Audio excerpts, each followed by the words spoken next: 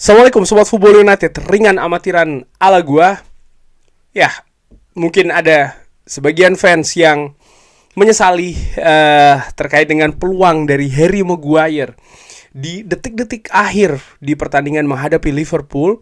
Tapi menurut gua melihatnya secara ringan amatiran. Gua tidak ingin menitik beratkan kepada peluang tersebut yang bisa saja Manchester United meruntuhkan Anfield, menang menghadapi Liverpool.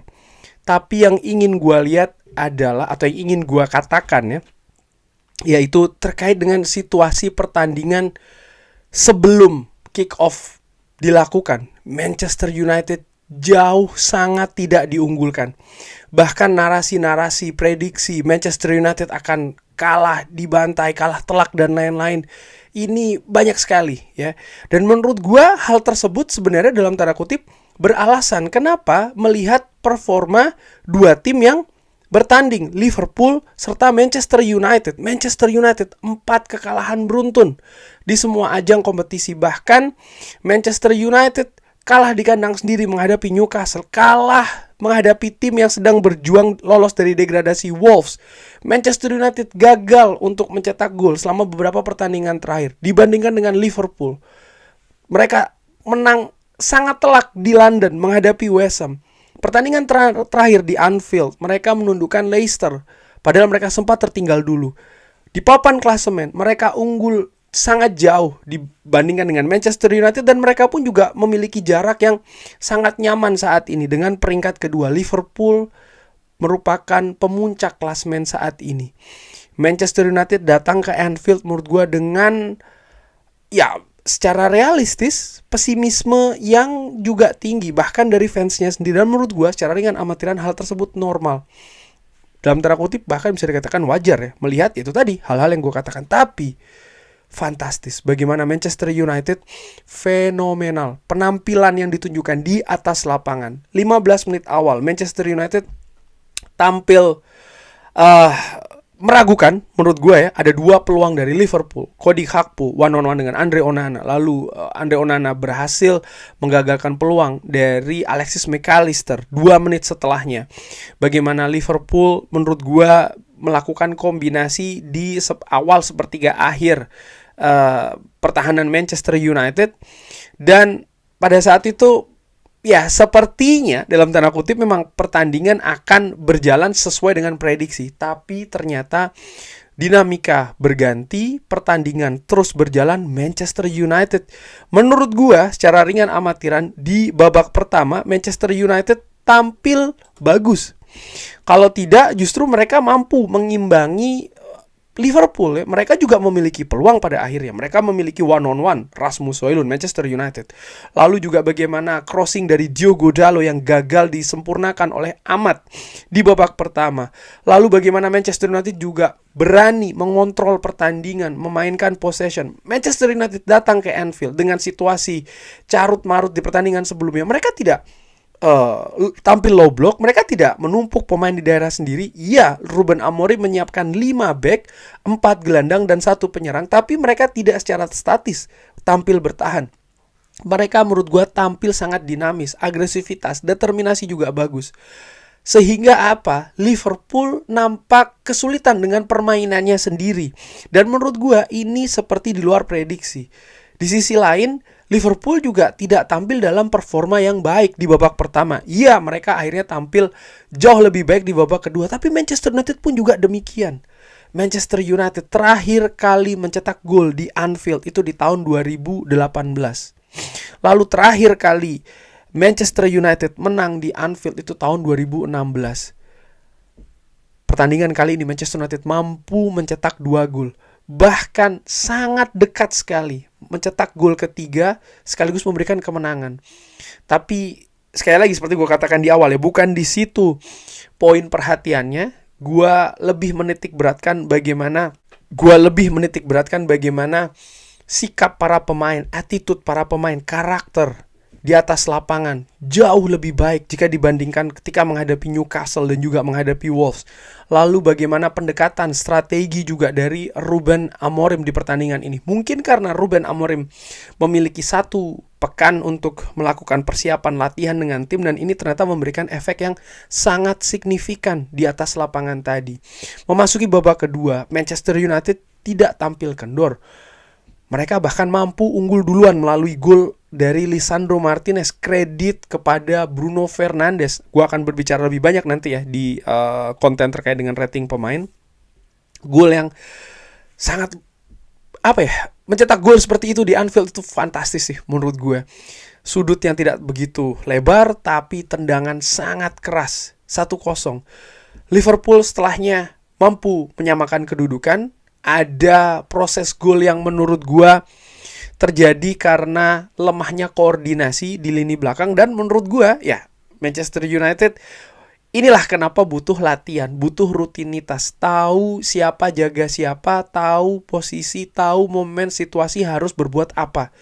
Ada salah pengertian menurut gue antara Mazraoui dan juga Ugarte di proses gol dari Cody Gakpo, yang by the way proses golnya pun juga bagus. Cody Gakpo menunjukkan kualitas ya, pemain yang ketika datang di musim dingin di Liverpool dari PSV Eindhoven yang sempat dikaitkan dengan Manchester United, pada situ gue berkata dia pemain bagus, dia ini talenta luar biasa. Setengah musim awal dia nampaknya sedang adaptasi ya, tapi setelahnya berubah menurut gue kualitas permainannya menunjukkan bahwa dia memang memiliki talenta yang luar biasa.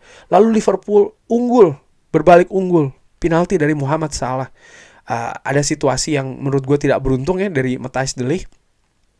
Dan di titik ketika Liverpool unggul 2-1, disinilah sebenarnya karakter mental kembali lagi diuji untuk pemain di atas lapangan. Di stadion Anfield yang sangat intimidasinya luar biasa menurut gue dari fans. Gue pernah ke sana, atmosfernya sangat luar biasa, sangat mencekam untuk tim tamu dan juga untuk fans away. Di situ ketika situasi 2-1, gue berpikir akan seperti apa nih? Apakah pertandingan akan selesai walaupun masih ada sekitar 20 menit? Atau akan seperti apa nih? Ternyata ada pergantian strategi. Ada pergantian pemain yang dilakukan oleh Ruben Amorim. Garnacho dimasukkan. Dan akhirnya Manchester United mampu menyamakan kedudukan 2-2. Dan tidak itu saja, mereka juga memiliki beberapa peluang. Bisa dilihat corner misalnya di pertandingan tadi, Manchester United secara data statistik memiliki corner yang lebih banyak. Mereka pun juga memiliki momentum peluang yang juga berbahaya. Jadi mereka ini tampil bukan hasil seri yang diterima ini, bukan karena mereka bertahan lalu mereka mengandalkan serangan balik, boom, keberuntungan sedikit gol. Tidak. Mereka bekerja keras, mereka berusaha. Dan mereka mendapatkan hasilnya. Iya, di penghujung pertandingan mereka bisa saja untuk menang. Yang menurut gue, Harry Maguire gagal memanfaatkan peluang. Tapi di sisi lain gue juga melihat Harry Maguire seorang center back ya. Lalu juga bola dari Joshua Zirkzee, bolanya bukan bola datar. Bagaimana kok tadi situasinya itu bola datar. Ada banyak kemungkinan, ada banyak teori. Tapi gue tidak ingin terlalu menitik beratkan ke situ, tapi bagaimana situasi di atas lapangan, para pemain, fighting spiritnya, pertandingan yang enak disaksikan menurut gua tadi. Dan ini dilakukan menghadapi tim yang lebih diunggulkan di tempat yang diprediksi akan memberikan kesulitan bagi Manchester United. Dan memang pada beberapa pertandingan terakhir, seperti gua katakan dari tahun 2018, Anfield ini tidak ramah bagi Manchester United, tapi mereka mampu mencetak 2 gol. Ini merupakan hasil yang sangat luar biasa. Fighting spirit dikombinasikan dengan kerapian sistem permainan. Iya, ada hal yang berbeda tadi di atas lapangan. Tampilnya Ugarte, tampilnya Kobbie Mainoo, tampilnya Bruno Fernandes, di mana Bruno menunjukkan penampilan yang berbeda ketika menghadapi Wolves. Kobbie Mainoo pun juga demikian. Dia nampak lebih nyaman dengan posisinya saat ini, walaupun di pertandingan-pertandingan sebelumnya sempat dia tampil tidak maksimal. Menurut gua momentumnya adalah ketika dia menghadapi Newcastle. Dan Ugarte, fighting spiritnya luar biasa. Kredit juga gue berikan kepada lini pertahanan Manchester United. Harry Maguire, Lisandro Martinez, Matthijs de Ligt tampil berani. Diogo Dalot di kiri, Mazraoui di kanan. Mohamed Salah menurut gue berhadapan dengan Diogo Dalot hampir tanpa hal yang mengancam menurut gue Mohamed Salah di pertandingan tadi. Diogo Dalot pun juga sangat aktif melakukan serangan ya dari sisi kiri. Manchester United sering sekali memanfaatkan sisi tersebut dan sangat mengancam, sangat berbahaya. Pertandingan yang menurut gue luar biasa mengawali tahun 2025 ini. Manchester United menunjukkan perkembangan yang bagus, signifikan jika dibandingkan dengan paling tidak 2 pertandingan terakhir, yaitu adalah ketika menghadapi Newcastle dan juga Wolves. Seperti gue tulis di judul bahwa Manchester United tampil lebih berani, tampil lebih bernyali, tapi juga bagaimana strategi yang diterapkan oleh Ruben Amorim. Gue bayangkan kalau Manchester United mendapatkan waktu yang lebih panjang lagi untuk berlatih, untuk membiasakan, untuk merutinkan keadaan-keadaan di atas lapangan, sesuatu bisa jadi berbeda nih di atas lapangan.